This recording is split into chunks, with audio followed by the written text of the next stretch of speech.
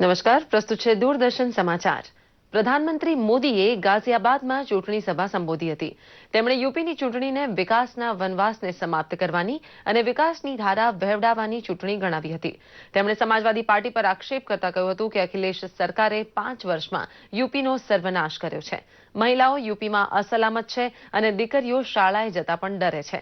પીએમએ સમાજવાદી પાર્ટીને પોતાના કામનો હિસાબ આપવા જણાવ્યું હતું। તેમણે કહ્યું કે જ્યારે યુપીમાં ભાજપના મુખ્યમંત્રી બન્યા છે ત્યારે ગુંડાગીરી બંધ થઈ છે।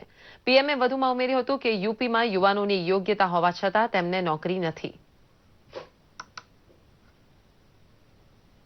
व्यापारियों को मैं आज एक और विश्वास दिलाना चाहता हूं, इस पूरे हिंदुस्तान के व्यापारियों को विश्वास दिलाना चाहता हूं, उत्तर प्रदेश के व्यापारियों को विश्वास दिलाना चाहता हूं, इस गाजियाबाद के व्यापारियों को विश्वास दिलाना चाहता हूं। काले धन के खिलाफ मेरी लड़ाई है,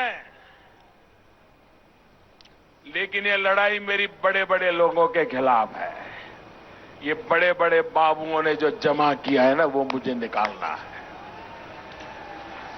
बड़े बड़े पदों पर बैठ करके लूटा है, उनसे निकालना है। एक गरीब व्यापारी, उसके खिलाफ मेरी सरकार का कोई एजेंडा नहीं है।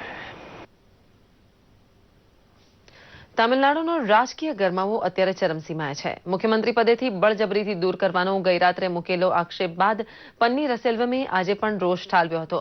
તેમની જાણ વગર ધારાસભ્યોની બેઠક બોલાવવામાં આવી હતી તેમ તેમણે જણાવતા પન્નીરસેલ્વમે કહ્યું કે તામિલનાડુની પ્રજા કહેશે તો તેઓ રાજીનામું પાછું ખેંચવા પણ તૈયાર છે। ઓ પન્નીરસેલ્વમે ગઈરાત્રે જયલલિતાની સમાધિ પર જઈ ધ્યાન કર્યું હતું। તેમણે કહ્યું હતું કે જયલલિતાની ઈચ્છા હતી કે તેમને કંઈ થઈ જાય તો પન્નીરસેલ્વમ આજ મુખ્યમંત્રી બને।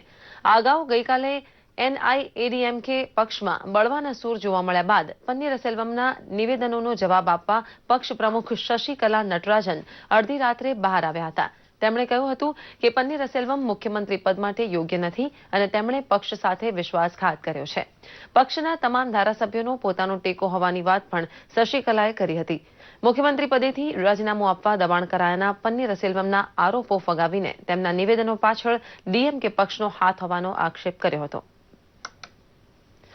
કેન્દ્રીય બજેટ જાહેર કર્યા બાદ આરબીઆઈના ગવર્નર ઉર્જિત પટેલે આજે પહેલી નાણાં નીતિ જાહેર કરી હતી। નાણાં નીતિ સમિતિની ગઈકાલે બેઠક મળી હતી। રિઝર્વ બેન્કે રેપો રેટ 6.25% પર યથાવત રાખ્યો છે। રિવર્સ રેપો રેટમાં પણ કોઈ ફેરફાર નહીં કરતા 5.75% યથાવત રાખ્યો છે। આમ રિઝર્વ બેન્ક દ્વારા તમામ મુખ્ય વ્યાજ દરોમાં કોઈ ફેરફાર કર્યા નથી। That might be enhanced geopolitical reasons, Iran, etc.